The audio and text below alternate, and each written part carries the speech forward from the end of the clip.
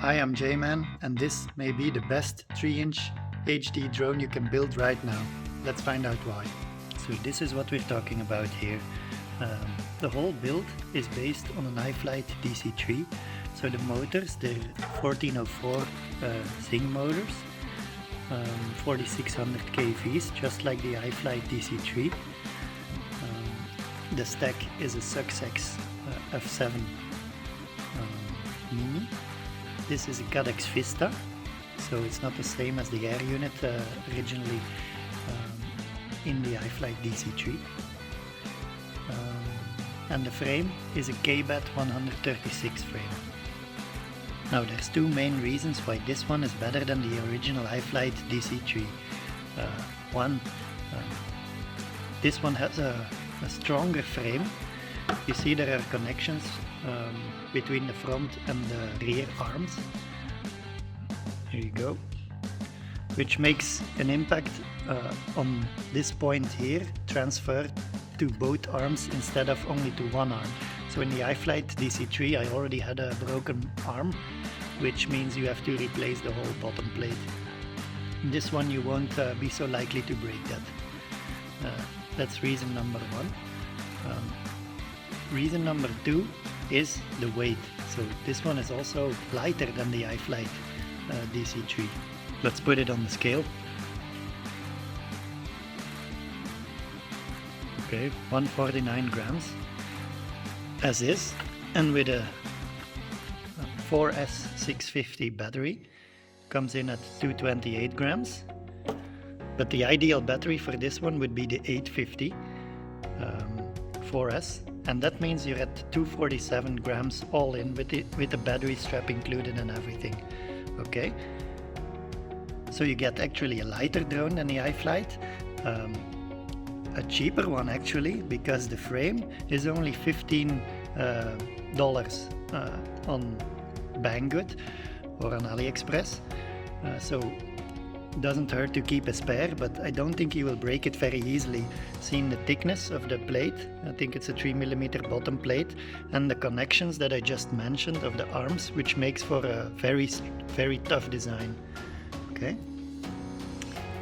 The most tricky point of this build is to fit the camera.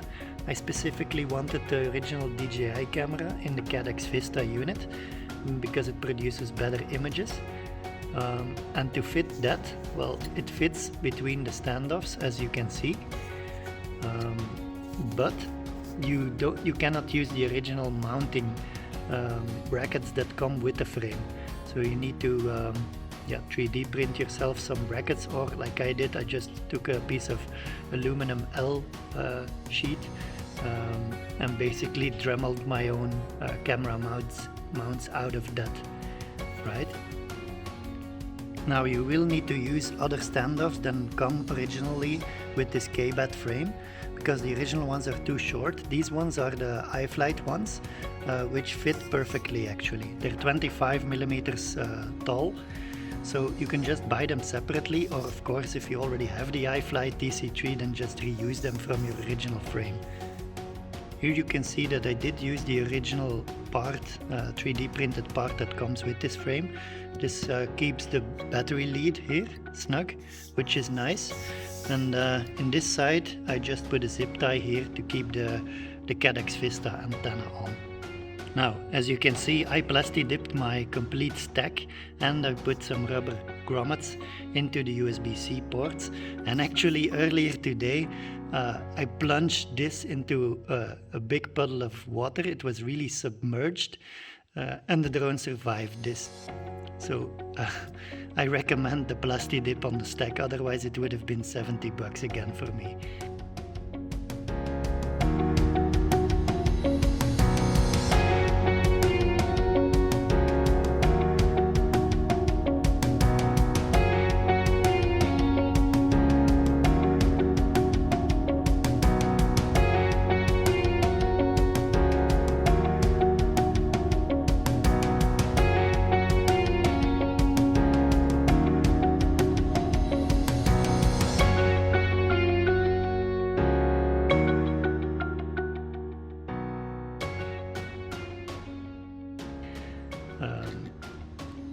propellers, they're T 3x3x3s, as standard with the Iflight. So guys, to wrap up, this drone is lighter than the Iflight. It's a bit smaller, even though it uses the same prop size. It's more durable. The frame is a lot cheaper than the Iflights, so half the price. Yeah, hope you enjoyed this video. See you on the next one. Thanks for watching. Bye.